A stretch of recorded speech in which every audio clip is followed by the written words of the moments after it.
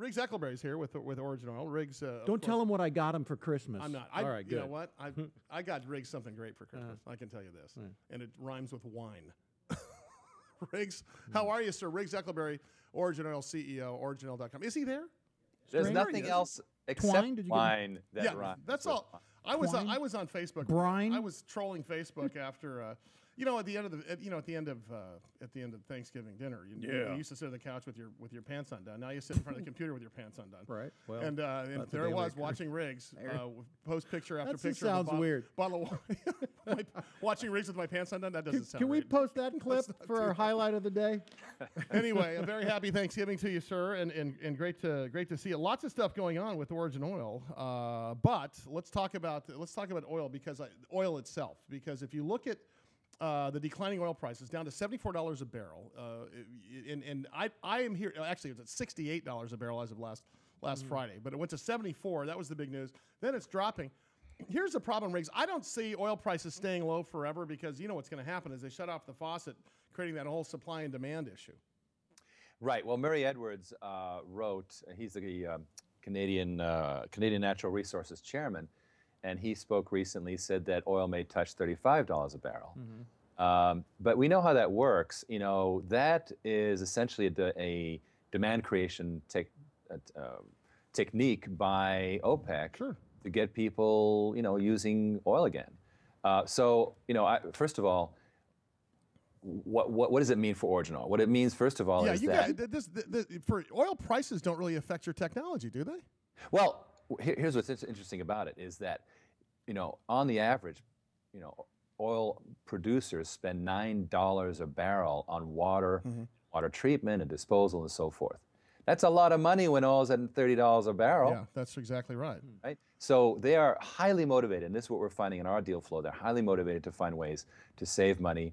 Already with using conventional reuse techniques, they can save $1.40 a barrel. That can be increased far more with better technologies like ours. And here's the other thing. Who's putting the pressure on oil prices right now? It's OPEC. It's basically Saudi Arabia. And what they are doing is they're ramping up fiercely. We're seeing incredible deal flow. We just had our licensees with some big meetings in Kuwait. And it's full speed ahead in the Arabian Peninsula, because they're not going to let America sort of stride around and be the leaders in fracking. They are going to frack, and when you see those guys frack, oh my gosh, that is a huge amount of oil. So that's some fracking. That's some fracking.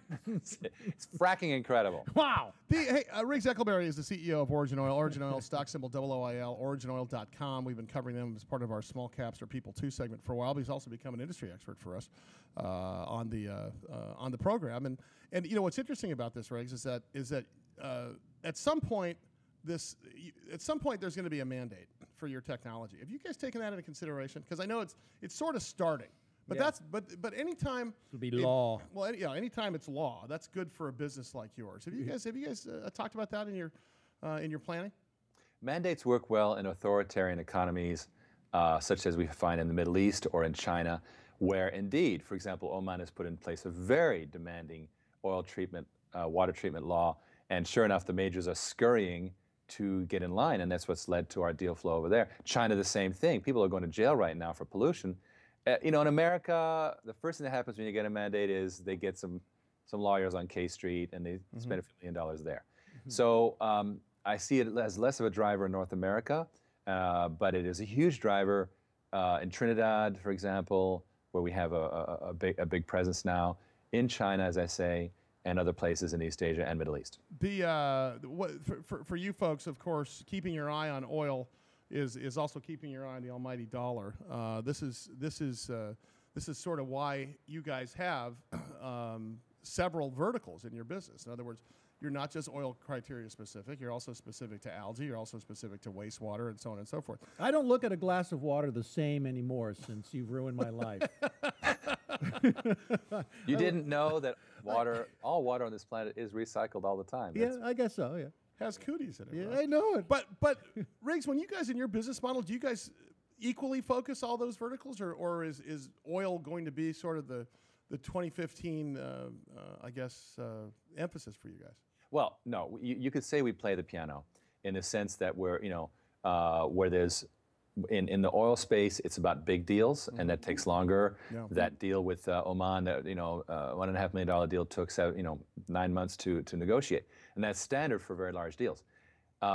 In algae, it's a smaller industry, but we are able to do sales more. And in fact, right now we're about to launch an academic or lab scale harvester to help the entire industry standardize around a way to test algae using our system. So that's ongoing. And then the waste action this month, now that it's December 1st, this month we are receiving a major delegation from China that wants to start writing purchase orders for industrial waste treatment of their effluent, and that is huge. They got a load over there, I'll tell you. There's some work in your future. Hey, wait a second. And before I let you out, I did get an email last time you were on the air. In fact, I got a couple, and I've never asked you about this. Have you guys ever thought about desal? Does hydroelectric or does hydro water technology, does that work on sodium? Electrowater separation works. Yeah, My bad. I've only been saying it for 2 years. The professor has scolded you. Electrowater Sit down, Mr. Sullivan. Well, you know what? You changed your website. It used to be on the very front cover. Okay. So electrowater separation. Does it work on desal? Okay, real fast. The answer is no, and here's why. We handle suspended solids like the visible smog in the air.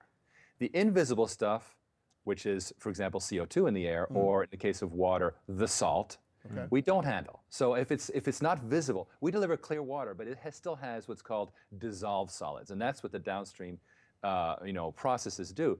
The downstream processes can't handle all those particulates. That's why it's so important what we do. Well, among other things. Wow. Riggs, I think he's answered that question before. You're only done for today because I'm going to have you back this week, and he's going to appear on Kogo this week as our oil expert and our blue technology for his electric thing he does. That thing with the water that he takes, the invisible, what? Electro water separation. Yeah. Thank you very much for calling.